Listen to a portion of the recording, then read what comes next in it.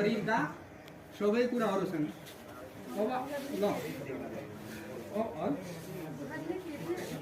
पेटको लागि सबभन्दा राम्रो यो कुन गर्ने कुन नगर्ने भन्ने कुरा। अब अघि कहिले के भन्थ्यो यहाँ चक्र आसनका के कुरा गरेर सुनेको थियो मैले, कहिले ठ्याक्क उठाएको थियो चक्र आसन।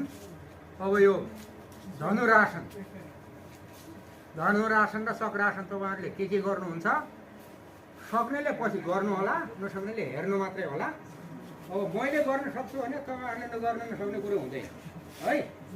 मैले त जब गर्न सक्छु भने हाम्रा विद्यार्थी हामीले गर्न सक्ने कुरै भयो है। यो भनेको धनुरासन।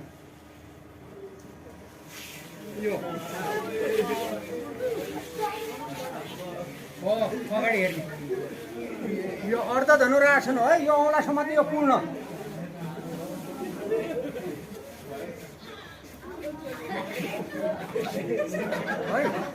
अगाडि सिधा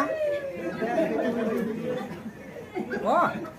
अब एकदम राम्रो गर्नु, यसले चाहिँ राम्रो गर्नु। अब चक्र आसन। हाम्रो शरीर भनेको यस्तो हो, जति दौडायो त्यति हुने है। अब यो सरकारले हेर्ने मात्रै है। बरु यिनीहरूलाई चाहिँ विद्यार्थीलाई चाहिँ अलिक यिनका उमेर छन्, यिनले गर्छन्। अब यो हेर्ने, यो भनेको